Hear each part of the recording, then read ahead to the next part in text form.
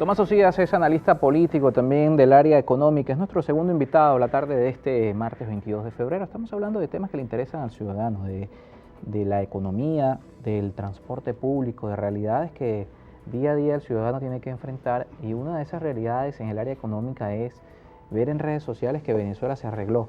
Es muy común escuchar en redes sociales que Venezuela se arregló porque hay marcas que están trayendo vehículos últimos modelos, porque la ciudad de Caracas tiene bodegones, tiene cafeterías de lujo. Venezuela se arregló, es una realidad para el país, porque acá tenemos gremios que han venido y han denunciado situaciones precarias de profesores universitarios, de maestros que no van a trabajar a los colegios porque no ganan un salario que pueda darles calidad de vida y tienen que trabajar en distintas actividades en una semana, que dos visiones del mismo país, ¿no? No, Venezuela no se arregló. Eso es lo primero que tenemos que responder y tener claro. Fíjate, a ver cómo te lo... Esto que está ocurriendo no es una burbuja tampoco, es una realidad. Hay un crecimiento económico del país por muchísimas razones, que va de la eliminación del 7% hasta la vacunación masiva, que le perdió el miedo la población a salir en la calle y está en la calle como tal. Y la dolarización del país que ha llegado a todas partes. Así que esto no es una burbuja.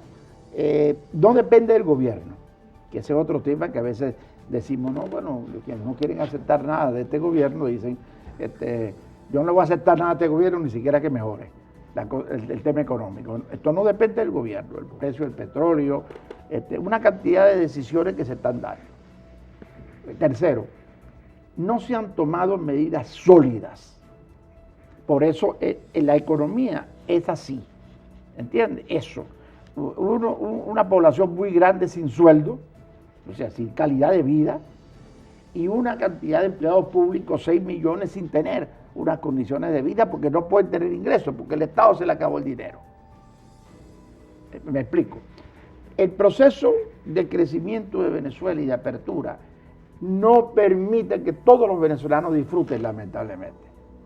Vamos a ponerlo en positivo.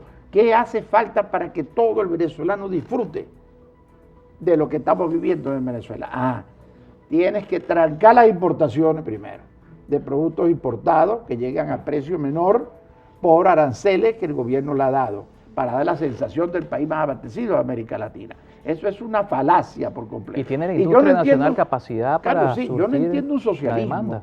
de verdad, no entiendo un socialismo en estos momentos en el país, o un llamado socialismo en el país, que no sea nacionalista. Ser nacionalista es que el producto nacional venezolano, que el producto elaborado en el país pueda repercutir por todas partes. Ese es el verdadero, entre comillas, socialismo. Así que no entiendo, le hago un llamado al presidente otra vez para que reconsidere la eliminación de todos los beneficios y de todas las exoneraciones que tienen los productos importados. ¿Para qué? Y eso era lo que tú decías, para que prendan la chimenea del país. Las industrias tienen 70%, dan 70% apagadas. Hay que prenderlas.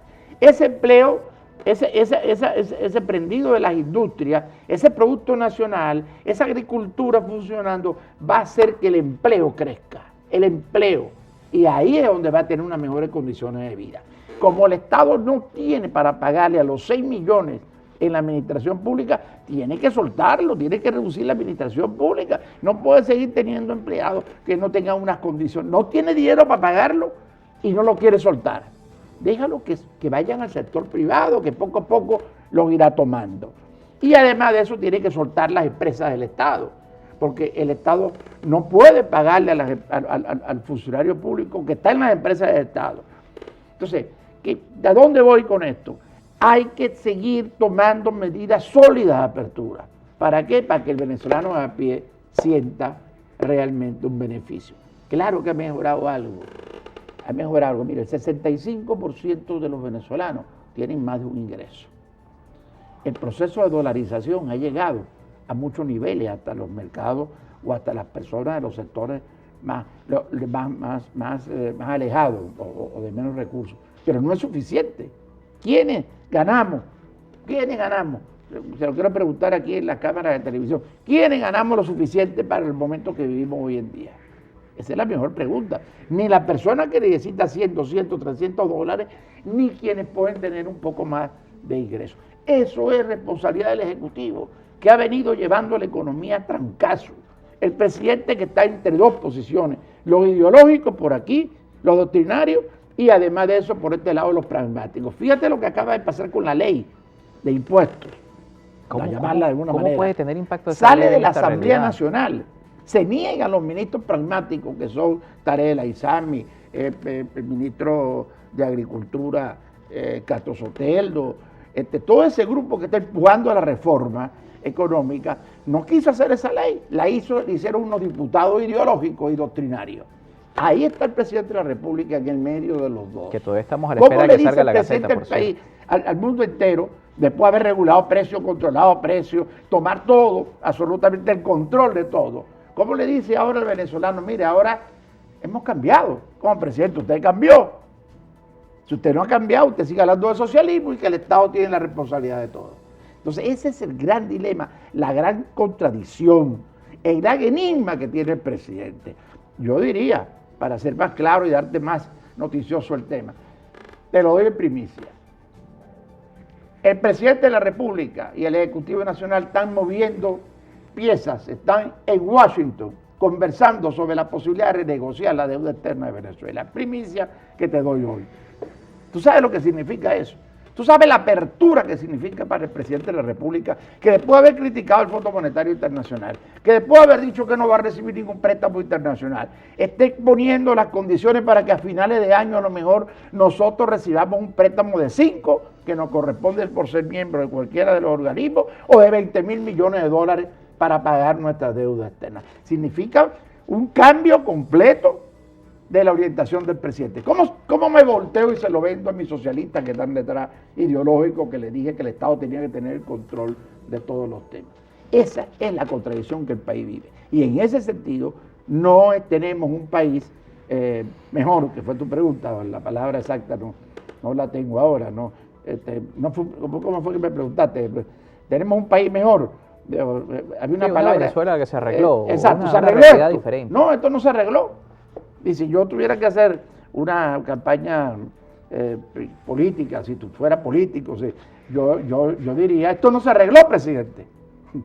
Ahora, te quiero decir más, si el presidente quiere elegirse, tiene que arreglar este problema de los venezolanos que dicen que esto no se arregló, y eso es más de la mitad de la población.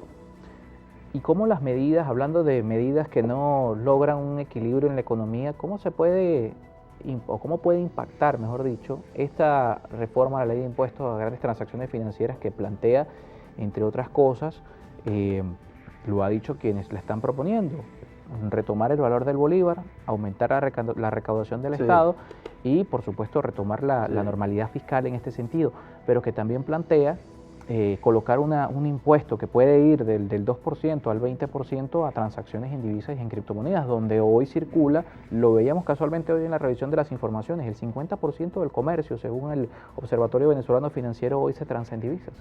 Sí. O sea, es un impuesto que va directamente al 50%. Mira, todos los comercios del país tienen una batalla con el SENIAC, con las máquinas registradoras, porque hay una reglamentación de que debe de funcionar una máquina registradora. Para que eso pueda funcionar, los empresarios, los comercios están pidiendo tiempo y es una batalla campal con el SENIAC que viene, fiscaliza, pone multas, sin escuchar a los sectores comerciales. ¿Qué te quiero decir con esto? Ahora le vas a poner un impuesto. Claro, fíjate, el impuesto está dirigido a que el bolívar se utilice, que no haga las transacciones en dólares, ¿ok? Sino que las haga en bolívares para que no pagues el 2% o el 3%, que es lo que se va a cobrar. Sí, pero le quitas dinamismo a la economía está dolarizando, entonces tú vas a la esquina y pagas, aunque sea con $1, ¿entiendes? Y si falta te compras algo y si no te dan el cambio y si no te lo devuelven a tu cuenta como tal.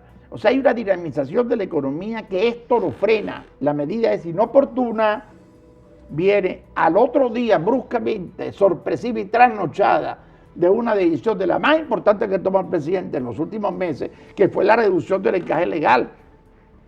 Presidente, si fue una medida extraordinaria, ¿por qué al otro día usted asusta con esta medida que lo que ha traído es desconfianza para el ritmo de la economía, de agilidad, para las transacciones, y teme el venezolano de que le vaya a subir su producto. Porque ¿quién va a pagar ese 2%, Carlos?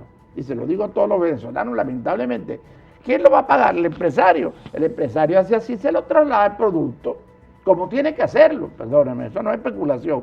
Tiene que trasladar ese costo y van a subir 2, 3, 4, 5, 10%, depende de la influencia del impuesto, todos los productos en el país.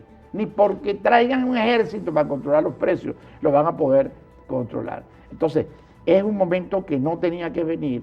El Ejecutivo necesita dólares, está bien, tiene que tener impuestos, está bien, pero es que la economía se estabilice un poco, espera hasta finales de año o hasta mitad de año, que estuviera más estabilizada la economía para aplicar el impuesto. De todas formas, el impuesto no es del 20% y por ahí no viene el miedo. Ni le va a quitar al que tiene una cuenta en dólares, le va a quitar su dinero. Ni va a tener que pagar usted porque todo eso está exonerado, ¿ok?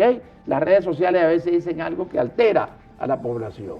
Nada de eso va a ocurrir, pero el 2%, 3% de cobro en las transacciones sí es un tema de freno a la economía y al mismo tiempo inflacionario. Pero de no tomar este tipo de medidas nos toca despedir lamentablemente, y es hasta para hacer un programa, ¿no? Porque esto vuelve a traer el debate de la persistencia en el tiempo del bolívar versus la posibilidad de dolarizar.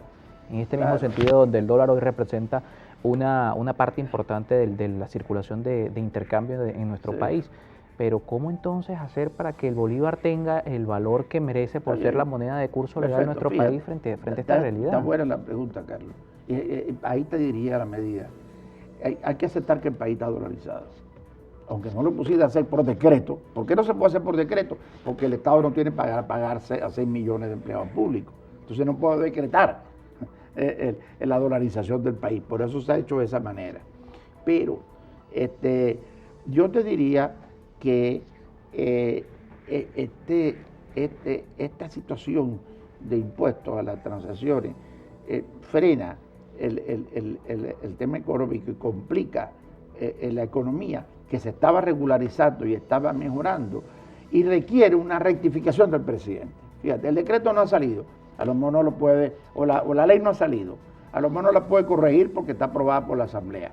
Perfecto, pero se le pueden hacer modificaciones en el reglamento, una cosa positiva. Número 2, se puede complementar. ¿Cómo lo complementamos? Bueno, esta medida que dije de prohibir las importaciones es importantísima, reducir más el encaje legal. Nuestros vecinos tienen encaje legal de menos 20%, nosotros lo tenemos en 70%. La reducción fue de 80 y algo a 70 o a 80. De 85 a 73. Sí, perfecto. Entonces, con medidas complementarias que permitan la creación de empleo. Y por último, quitando dentro del Ejecutivo y del presidente esa posición que tiene antiempresa privada, porque ese es el que le va a salvar el país, el que le va a generar empleo, el que le va a construir autopistas, el que le va a dar empleo a todos los venezolanos.